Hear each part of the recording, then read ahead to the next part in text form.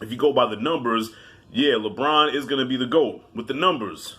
But Mike changed the game.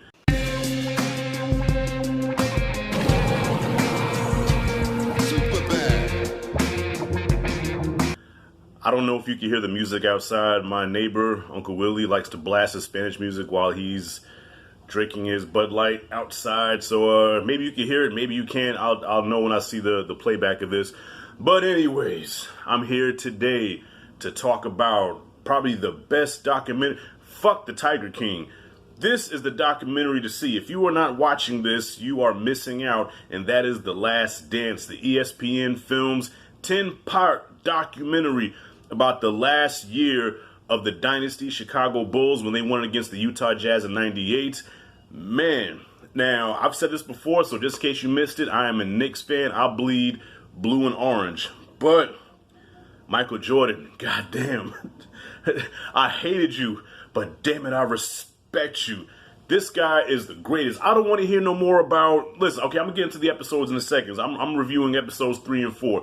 I don't want to hear no more about LeBron and Mike, who's the greatest. I don't care what Shannon Sharpe says. All right? I mean, it's all subjective anyway. If you want to go by technicalities, if you want to go by the numbers, when it's all said and done, LeBron is going to have all the stats. Scoring, rebounding, you name it, he's going to have it all. If you go by the numbers, yeah, LeBron is going to be the GOAT with the numbers. But Mike changed the game. Mike was the one that took the game and took it to another fucking level. His hero was Dr. J. Dr. J was only doing like 1 or 2 kind of dunks. MJ came with some like outer space type shit that no one's ever seen before. The baggy shorts, just the intensity, the way he played, like we've never seen nothing like Mike before. And LeBron is great. I mean, I'm not saying LeBron's not a great player. He's great, but no, he's not an MJ. He never was an MJ, never will be an MJ, but when it's all said and done, yeah, LeBron's going to have all the records, going to have all the numbers, and he deserves it. Great player.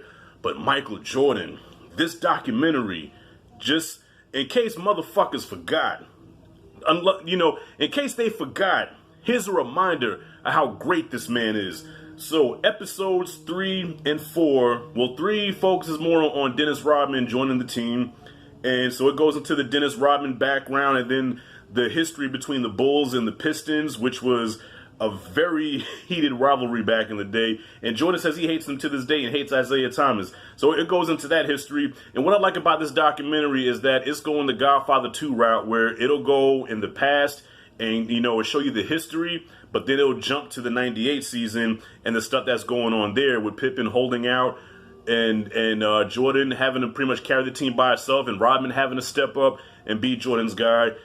So I like how they jumping back and forth with this, because the first 2 episodes, like, it kind of took me a second to realize like what was going on. So now I'm like, okay, they're doing the Godfather 2 thing. Dennis Rodman, he's another one. If you think about the all-time greats forwards, you think Karl Malone, you think Charles Barkley, of course you think LeBron, Bird, but Dennis Rodman, the Worm, probably the best defender, no contest, the best rebounder ever.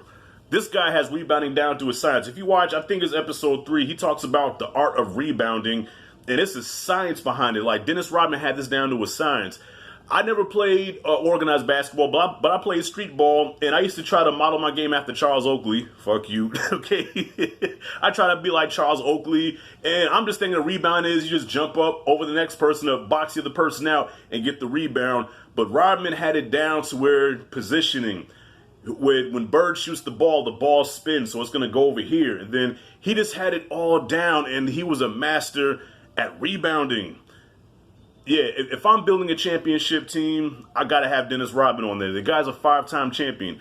I have to build a team. Dennis Rodman will definitely be on that team. And Michael Jordan, of course.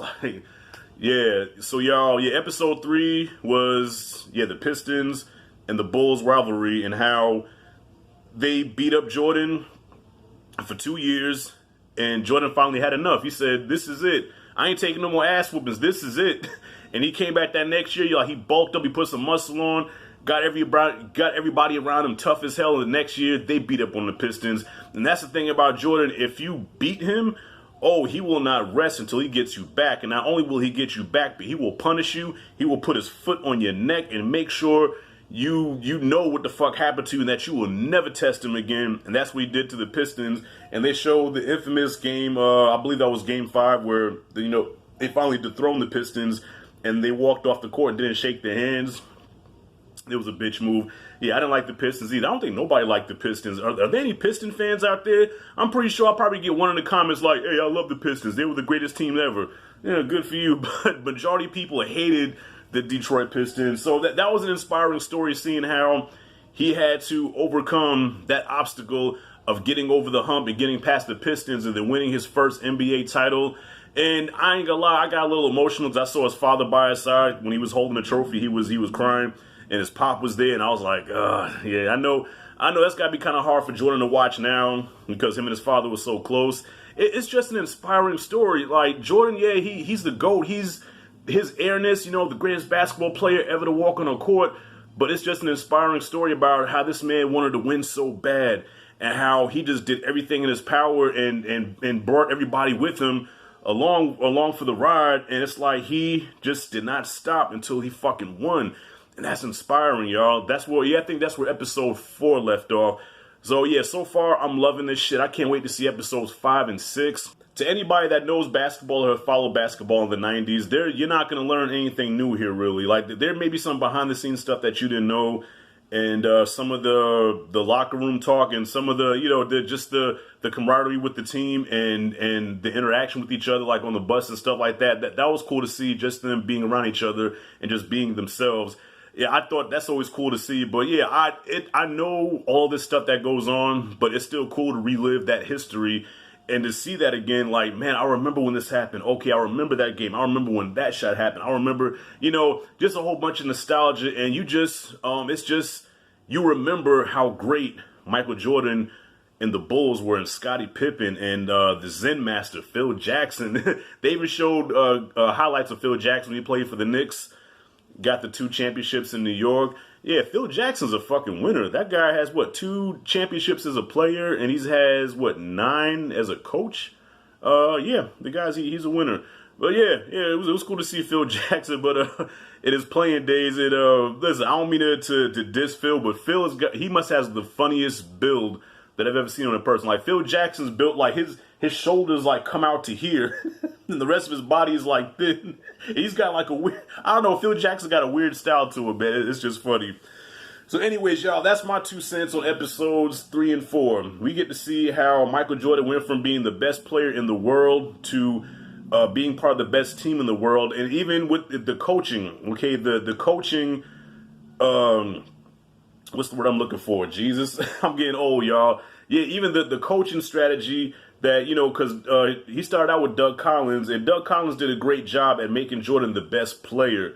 But then when Phil Jackson came, Phil Jackson made them the best team, and he opened Jordan's eyes up to trusting his teammates, because before Jordan was a one-man show, and they couldn't get over the hump. But then once Phil Jackson implemented the triangle defense, and he had Jordan, pass it off to his teammates and trust his teammates, that's when they really started winning. And especially when they played the Lakers and it came down to hit that final shot. Of course, Jordan wants the ball to be in his hands, but Phil was like, listen, John Paxson is open. Pass it off to him. And so he said, okay, I'm going to trust my teammate. And what happened? Paxson hit every shot. Bulls win. So it was just good to see the transition from Air Jordan, the one-man act, to the Chicago Bulls world champions. Dope. Dope-ass fire documentary, y'all. I can't wait to see episodes 5 and 6. So anyways, I rambled on about this enough, y'all. What did you guys think about The Last Dance? Comment freely below what you thought about it. If you like and dig this content, hit that like and subscribe, notification bell in the corner. This is Rashad G signing out.